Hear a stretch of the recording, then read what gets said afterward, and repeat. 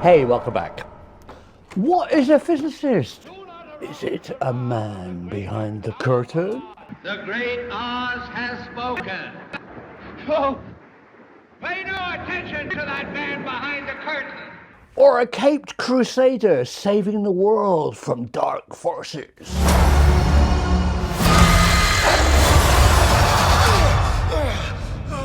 Great questions that demand great answers. And today we have James Kakalios, professor of physics at the University of Minnesota in Minneapolis. James thinks physicists are superheroes. Physicists aren't gods, but they do change the universe by defining how we understand everything that was already there. But they expanded our reality. Isaac Newton looked at the relationship between the moon falling to Earth and an apple falling from a tree. My question to James Kakalios today is, how does physics define you, society? And a deeper, darker question. Do we really understand the physics of the 21st century? And if we don't, why not? Welcome. Guess who we have today? James Kakalios. James is a professor of physics at the University of Minneapolis. No, he's not. He's at the University of Minnesota in Minneapolis. A fine city.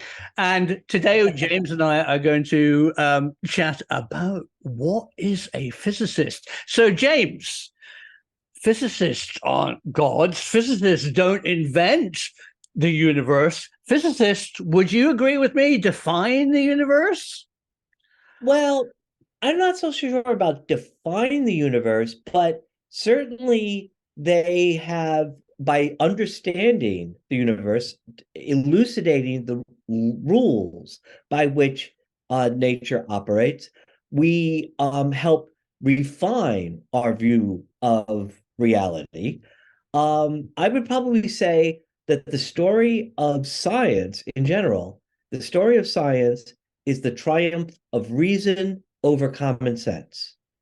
So you have a common sense view of what you think the world is and how, based upon your personal experience. Right. And science, in digging down and trying to understand things, finds that that common sense picture is not always complete, not always accurate. Isaac Newton said, an object in motion remains in motion unless acted upon by an outside force. That is completely opposite to everyone's experience. You're driving down the highway at, say, 60 kilometers per hour, 60 miles per hour. It's not that once you go in a straight line and you're at that speed, you could take your foot off the gas and just, coast. Right. You will come to, you have to keep exerting energy. Right. And that's because you are acted upon by invisible forces, friction and air resistance, that you have to overcome. Right. And to balance those forces, then when there's no net force, an object in motion remains in motion. There is a world that we don't see, right, with naked eyes, and yet science, physics has discovered this, has discovered the rules by which they operate, right, and that continually refines our vision of reality. Right. Refining the vision of reality. That is so interesting. So did an apple farmer in Lincolnshire, next door to Isaac Newton's house, see an apple fall from the tree and say it just falls? But after he read Isaac Newton's wonderful paper, how did that change the farmer's view of the apple? Right. So there's the story of Isaac Newton and the apple. Isaac Newton, due to the Black Plague, got out of Cambridge and went out to Lincolnshire, as you say, where his family had a apple orchard. Yeah. It's not that an apple fell, hit Isaac Newton on the head, and he said, "Oh, there must be gravity," nor did the apple fall on his head and say, the force of gravity is a constant times the mass of one object times the mass of the other object divided by the square of the separation between them. But Uh, by determining the nature of the force right. and the nature, how it would affect the motion of the moon and the planets, Right. he was able to then connect that up to previous observations Right. and explain the motion of the planets. And the big thing there was to the realization that the same force that pulled the moon in towards the earth, and it has to be pulled in towards the earth because the moon is moving away from the earth, and without the force of gravity it would just fly away, but it's constantly being pulled into the earth and constantly falling into a circular orbit. Right. And the stable orbit is because of this force of gravity. What Newton connected was that that same force that pulled the moon towards the earth pulls the apple towards the earth when Right. it falls from the tree. And by connecting the celestial with Uh, the terrestrial, that was the tremendous leap to realize that the same forces that governed the motion of the stars right. and the planets governed the behavior on Earth was a tremendous Right. leap. And that altered one's view of nature. Yes, it altered one's view of nature. I'm really going to dig down on this with you. So that's the point, isn't it? So people saw the moon, people saw the stars, people saw apples falling, but the mechanism and why they stayed in lockstep with the earth or the apple fell was unknown. Right. And to Right. realize that there was a simple explanation that governed both phenomena that Right. seemed so radically different, Right. an apple falling versus the moon in its orbital motion, Right. that you would never ordinarily say that it has to be obviously the same simple expression. But to show that that was indeed the case Right. was truly revolutionary, was So that truly, yeah, right. It just busts all idea of scale. And then yeah, that force was incredibly useful because it started yeah. explaining our universe. It explained lots of things which we have So had another observed. Yeah. Yep. So another example, say, of Yeah. science or physics changing our view of reality is James Clerk Maxwell, Yeah. who took the previous work by Ampere, Faraday, Right. other people, and combined it and made a crucial modification and developed Maxwell's equations. Right. We call these four equations, which one was developed by Ampere, one was developed by Faraday, but the four together are called Maxwell's equations, correctly so, Right. because James Clerk Maxwell realized that through these equations, if you had an oscillating electric charge, that would create an oscillating electric field, which would create an oscillating magnetic field, Right. and that two of those together would travel at a speed that he was able to calculate was exactly the speed of light. And that means that light is an electromagnetic wave. And Right. that was a truly, that was enough, again, so what he discovered, and we now know, is, and depending on how fast you move that oscillating Yeah. charge, either can get radio waves, or you can get microwaves, you can get infrared, you can get visible, ultraviolet, X-rays. It Right. just goes on. All that depends is how fast you're shaking the charge up Right. and down. And We live right. in an invisible sea of electromagnetic waves. Well, We yeah. Yeah. we never, I mean, the only part that's visible is a very tiny, narrow slice Right. of possible frequencies. Absolutely. Our We, human perception. Right. we never think about the fact that we're in a sea of radio waves, for example, Right. until you can't get a cell phone signal. That's right. So you're one. They only notice it when it's gone. Right. You never think about the fact that I could turn on my cell phone, I could turn on my radio, and Yeah. it works because the radio waves are always here and they're always in the room with you. And Oh, but and it's isn't that so important? Isn't in Maxwell's case, he's defining the invisible.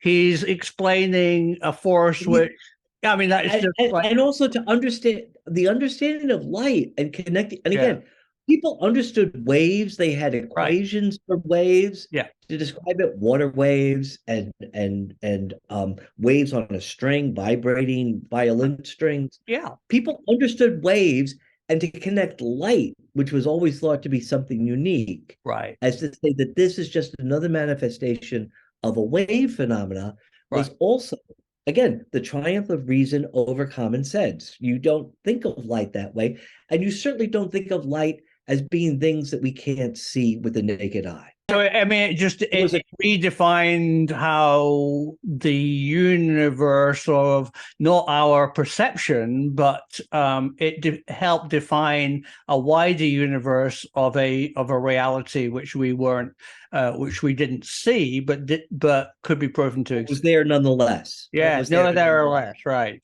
right? And the fact that, I mean, now we make use of this in the fact, say, in night Right. vision gone, Yeah. where the fact that all of us are, every person is putting out as much light as, say, 100-watt light bulb, Right. but you don't see it with the naked eye because you're Right. just too cool. Yeah. You're if you were a little bit hotter, Right. you might be glowing in the visible, but you're glowing in the infrared.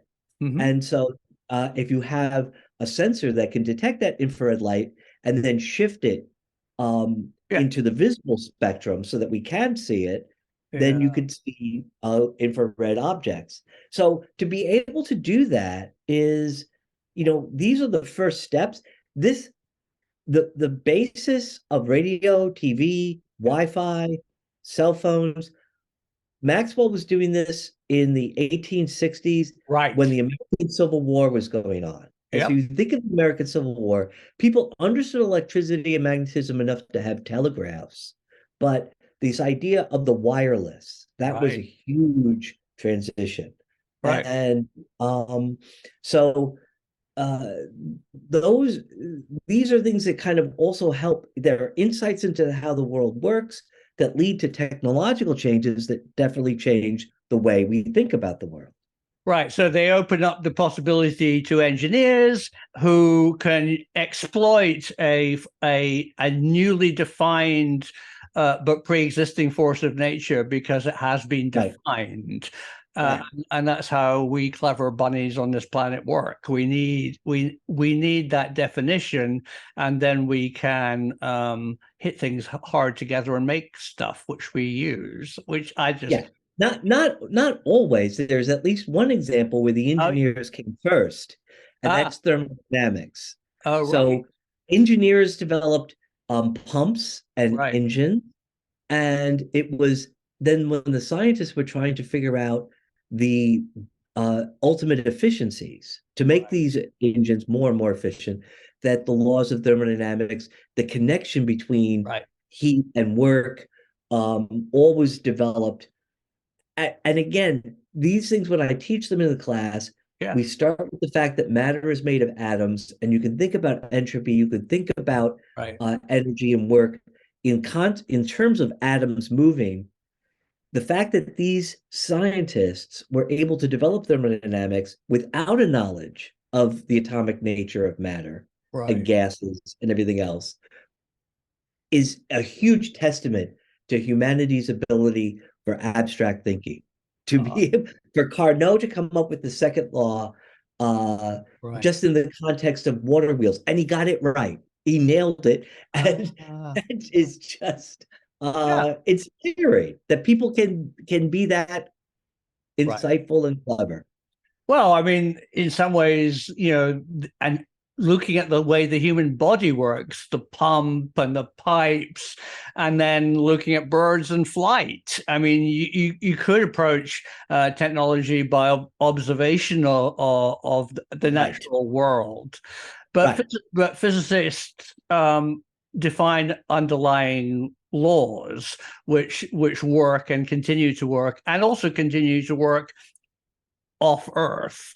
You know, in much That is our understanding. That is our belief. Right. that, I mean, we've never seen things which No. require us to abandon that. Right. Now, there are things that we right now, such as like the expansion of the universe, the Right. acceleration of the expansion of the universe, Yeah. um, things that seem to be moving held together with gravity that we can't observe, so we Right. call it dark matter.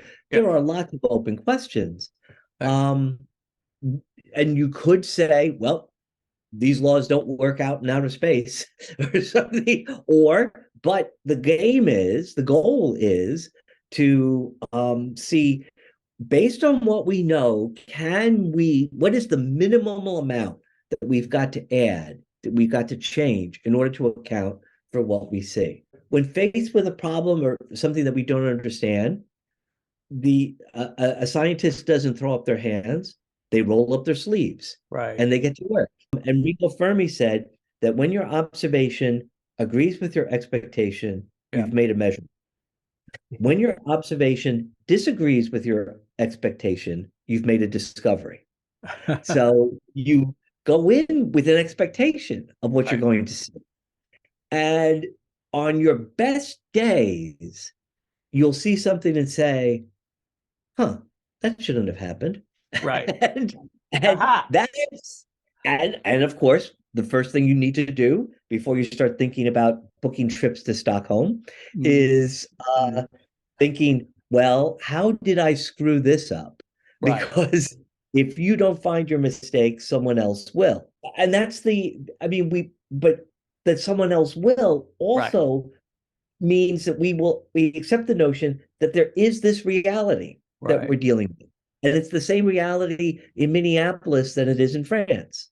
Yeah. And it is the same that an experiment done here should also work Yeah. in France. I hope And so. right. And so that this universality Right. that is really just kind of like is now embedded in our worldview of how the universe works, to some extent started with Newton and Right. connecting the apple to the moon.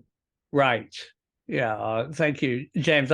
Yeah, exactly. You have defined the role of the physicist and the role and how it changes the invisible, makes the invisible visible for the first time, and practical applications. Moving forward to the 20th century, it seems that something happened when Albert Einstein linked E equals mc squared, and the idea of that amount of energy in matter could be liberated. The word that I'm going to use carefully here is the idea became exciting to become weaponized. It was always possible then to possibly unleash those forces as a bomb.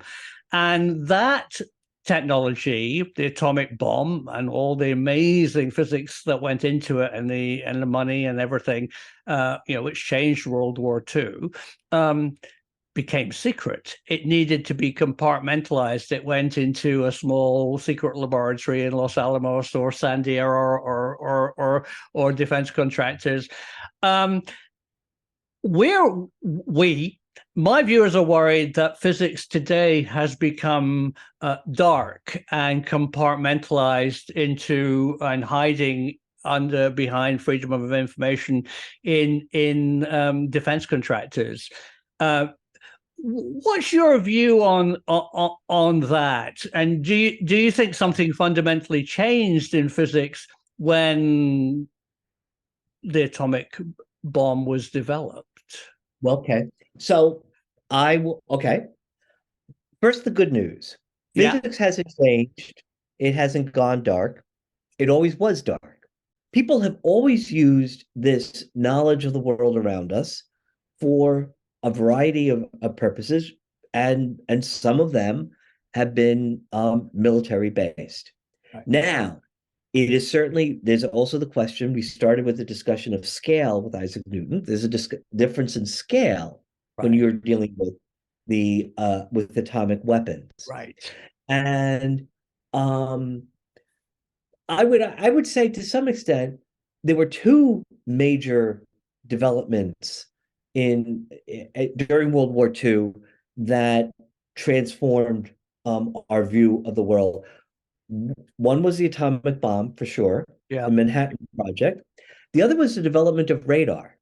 And radar, the argument, the expression I've heard is that the radar won the war, Yeah. the atomic bomb ended the And war.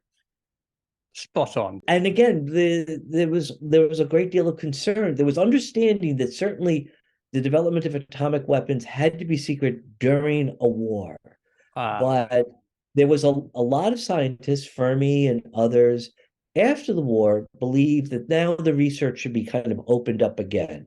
Right. Um, because there were a lot of potentially beneficial applications. And we've seen this with, like, radiation treatment of diseases and cancers and Right. other things. An understanding of this is and at one point it was viewed that nuclear power, a clean form of energy, Right. certainly compared to fossil fuels. I would say that what happened at the early part of the 20th century, there was the development of relativity, special theory of relativity, general theory of relativity with Albert Einstein.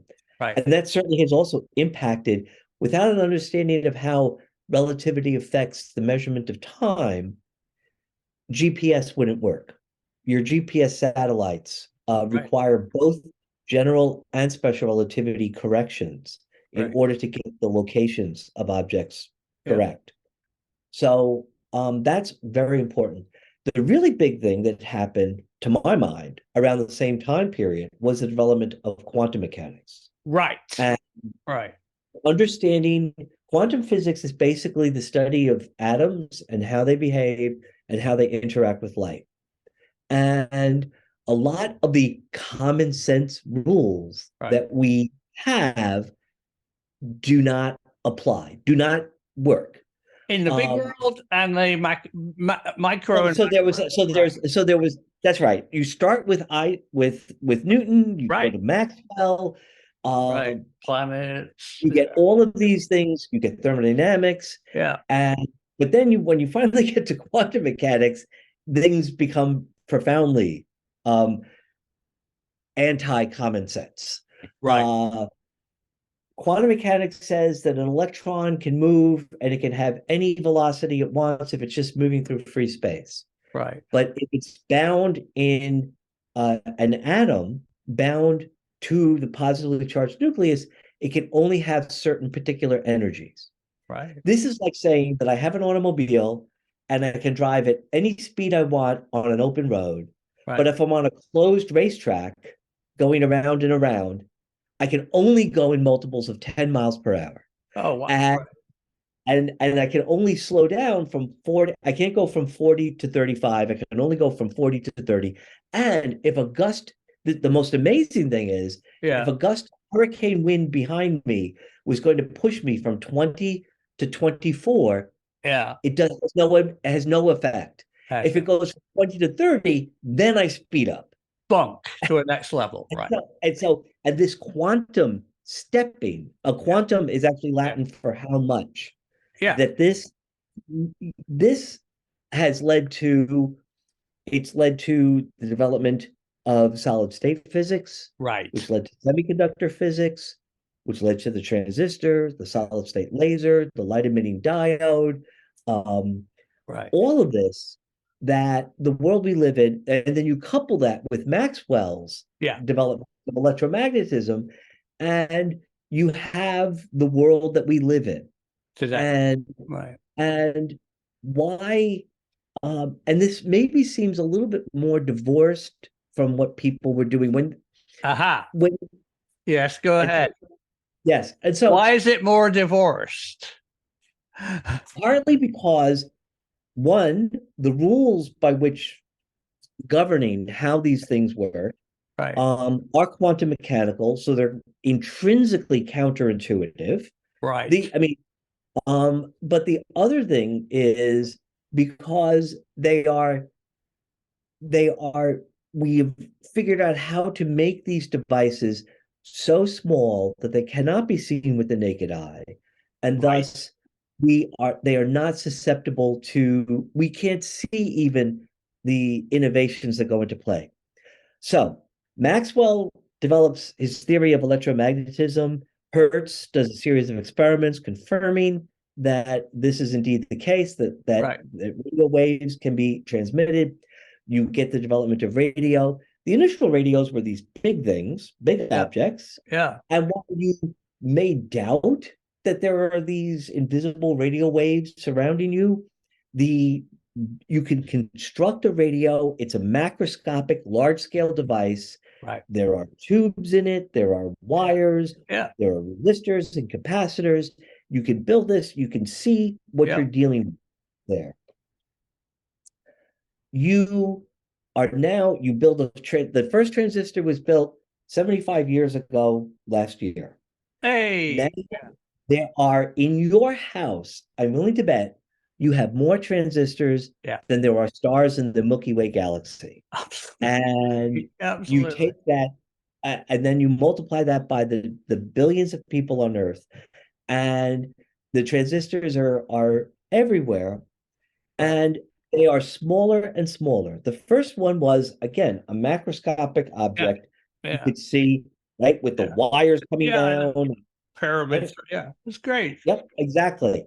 And now they are so small that, to Yeah. some extent, this is the difficulty that those of us who do solid state physics Yeah. have in communicating with the public, because the things that we're working on are in this little chip, and it is literally a black box. It Right. is a black box with these little wires coming out, but Yes. what goes on inside is invisible.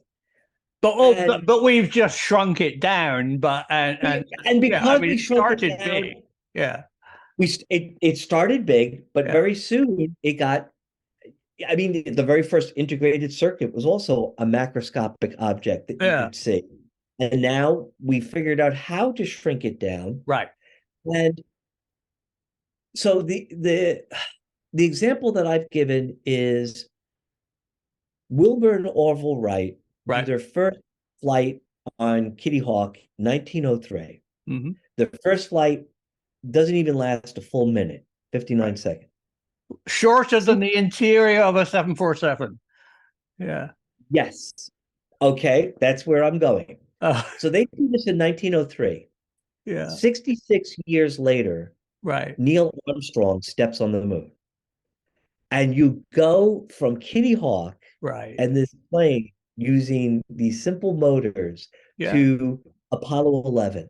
I know. If you look at the very first planes from, and again, this is the science and the technology being used for war. A lot of this, you look at World War One Right. biplane, compare it to World War Two Oh, planes, and then you compare it to the jumbo jets. You yeah. compare it to the Concorde. You compare it, and if you looked at that, you could see the progression of history just Right. by visually looking at these planes and Yes. looking at the difference in scale and complexity. Right. If you look at a smartphone, Yeah. and you look at one from 20, take an Apple One and an Yeah. Apple iPhone 14, Yeah. they look a little bit different, but Yeah. the it's not by like looking at a biplane and looking at a jumbo jet. Right. And yet the capabilities of what these things can do is, I don't know for sure that it's exactly analogous to what happened with an airplane, but it is equally Right. dramatic. But it's not visible. You can see the evolution of Right. flight and aviation, Yeah. by looking at the planes. You can't see it by looking at these devices. And Right. that extent, it to some extent, people think that these things are magic. Right. And Right. I would say you're right. It is magic. Ah. Now it's not magic like Doctor Strange from the comic books. Yeah. It's magic like Harry Houdini, Right. who does things that seem impossible, but he's not breaking the laws of physics. He's exploiting the Yeah. laws of physics Yeah. in order to create these illusions. Right. And so it's the same way. They're exploiting the laws of physics to do things that seem impossible, but are completely possible because they exist and they do this. So, That is brilliant. That touches exactly on the killer question. So, is it possible that some of the unexplained that we're seeing today is just misunderstood, but all actually, of course it does, uses okay. for I personally physics. I personally believe that it is. There is a reason for everything that reason can discern. That Right. you, by using reason, as I started off and I said that the triumph of reason over common sense, that we can use the techniques of science to answer all these questions. Right. Now, I can't prove that that's true. There may be some problems out there that will defy science. I can think of one of them off the top of my head: consciousness, human consciousness. Right. It's Fascinating. and it's possible that we may never fully understand it Yeah. because you can't use consciousness to try to Right. you get outside of it. Just like I can't see the United States when I'm sitting here in Minneapolis. I'm Right. too in it to to get the Yeah. To bigger think picture. of the big, to see the big picture. Yeah. But I believe that we will eventually understand it. And in Right. that to that issue, I have faith. Yeah. And that is my faith, the faith of a scientist, that things can be understood by scientists. Anyway, Let me push you on magic magicians and the man behind the curtain idea. um, in the past, we've had clever brains who have understood things that knowledge has been kept by the high wizards, yes, uh, the alchemists, the priests of the world, right. and because of that knowledge or understanding, which is science, they have been able to get one over the rest of the populace because they can demonstrate and trick and do things that most people don't understand. Is that going on today more than it did, say, in the 19th or early 20th century?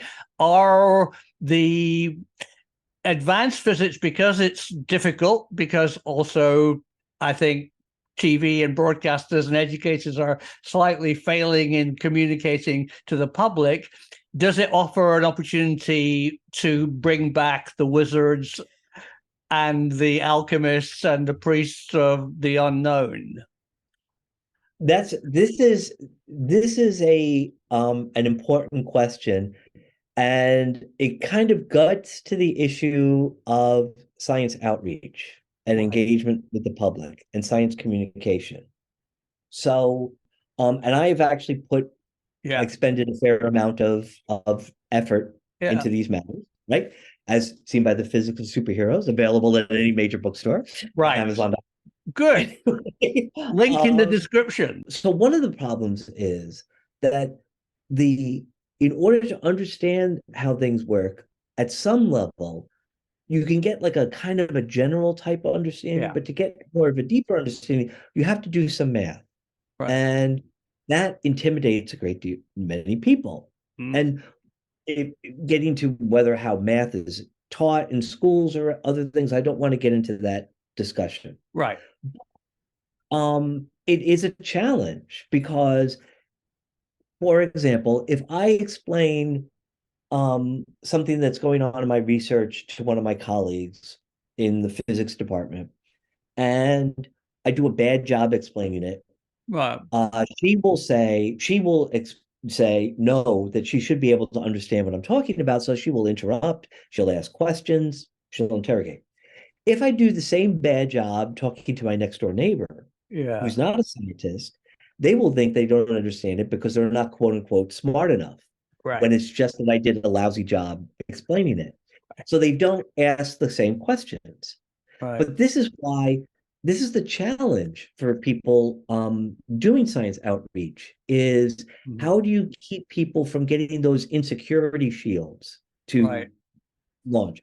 I mean, one way would be using superheroes, because if you're Yeah. talking about Spider-Man or Superman, people feel like I should be able to understand this. The more that the person who's not a scientist and engineer can understand the principles and issues at the heart of the matter, the more that they'll be able to make, as I said once before, um, decisions that are technically sound, but don't just sound technical. You want it to be. Uh, I had to say, I said before, so because I'm not that clever that I just came up with that. Okay, no, it's a great phrase. Yeah. Yeah, thank you. But so that is the goal. Is Right. it's the same reason why we believe in public education. We have public libraries because Yeah. the more educated a population is, one hopes, one expects that the better the decisions they will make. Now, scientists, But has physics got away with it? Has physics launched itself into a complex mathematical system in the stratosphere, which is not being communicated well enough and could well be the unknown to the members of the public who and as I said earlier, it might be something which could be exploited by the wizards of this world. well, fortunately, there's enough of us that no matter what you say or do, unless you can really back it up with data, you'll find colleagues who will say, nah, Yeah. it's just blowing smoke.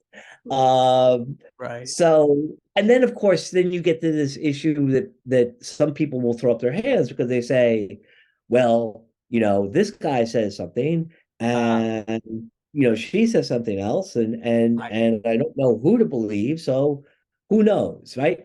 It's like, my old grandmother, Greek immigrant, would sometimes say, doctors, what do they know? Yeah. But to some extent, and that's partly because no issue is ever fully resolved. Right. Nothing is ever done. Um, there's always more that can be gone on. And when you deal with things that are very complex, like the human body Yeah. or other issues, you're dealing with so many complex things that there's not ever going to be a simple, easy answer. We have made such progress that Yes. to some extent, some of the issues that you say are a consequence of the progress we've made, insofar as people now expect instant answers. They expect things that are 100% unequivocally, this is the way it's going to be, and that's it, and no questions asked. And then, situations change, things, evolve, and people then say, well, why should I? You said this before. You said blue yesterday, and it's green today, Right. and should I ever listen to you ever again? And Right. that That is, seems I get that all the time where people say, I don't trust scientists. They change their mind. I go, that's the point. That brings me back to my final question is, when people see this quantum woo, when we see things and we're shown things by our governments, by our military, on our media, of things that we don't understand, it's just a matter of time that we do understand them. Would you say? Would you agree with me on that? It's not an unknown; it's a temporary unknown that we need to work on harder. I absolutely do agree with that. I think if you're dealing with things like, uh UFOs or UAOs or whatever they're called now, even just like much more mundane things of like room temperature superconductivity. And Right. if such a thing existed, it would be totally transformative Yeah. to energy and energy transmission and everything else. These claims have not to date borne up, Yeah. and because they can't be reproduced or there's Right. been errors that have been found. But that's okay. That's the process working. That is Yeah. people weeding out the bad, and eventually, so there are some people who say don't believe it. My colleagues say don't believe it, don't believe it, don't believe it. Eventually, maybe one of them will say, well, I was wrong. What we have to get people to, and this will be my final point here, to get people to accept or to be open to changes, the principle of that we try to teach all of our students and in the training of being a scientist is actually no mathematical expression. It's no physics principle. It is a principle that we can all internalize, but it's very, very difficult. It's 4 words. What if I'm wrong? What when you see something and you see something that contradicts your worldview, Right. whether it's quantum, whether it's electromagnetic, invisible electromagnetic waves. Right. What I don't believe it. It doesn't make sense. I don't believe it. But what if I'm wrong? Could this be right? It's as Upton Sinclair once said, it is difficult to get a person to believe something if their salary depends on them not believing it. And Right. but to be open to the possibility, again, you have an expectation when your observation agrees with it, it's a measurement. But to have seen something that disagrees with your expectation Right. is a discovery. And that is an issue of like, what if I'm wrong? And then you go back and you say, how could I have been wrong? One of my assumptions was wrong. Which one needs to change? Right. And that's how we progress in our understanding of the world. And that's something that you just hope that people can internalize, because this is the way to like think like a scientist, which we can all do. Yes. And by being open to changing our worldviews, hopefully we'll get worldviews that more align with reality. More aligned with reality. I love it. And there's parts of the definition of reality which are still mysterious, and there's great possibilities. I love that that in the 19th century, physicists said physics is finished. We've measured everything that's possible. I think it was Ernest Rutherford said, no. The minutiae of measurement reveals a new physics, and he was so right. Right? As Robert Heinlein, the science fiction author, once said, Yeah. live and learn, or you don't live long. James, it's fantastic. It is such a pleasure to talk to a real physicist on real subjects. And thank you for being so open and also open-minded and with so much historic data about physics, because I think it is so important. And it's so important that we communicate properly what's gone on in the past, how it affects us today, and how to understand the future. Because it is not separate from humanity or society. We are part of it. It is humanity. It is society. Yes, absolutely. All right, well, thank you very much. It's been a pleasure indeed.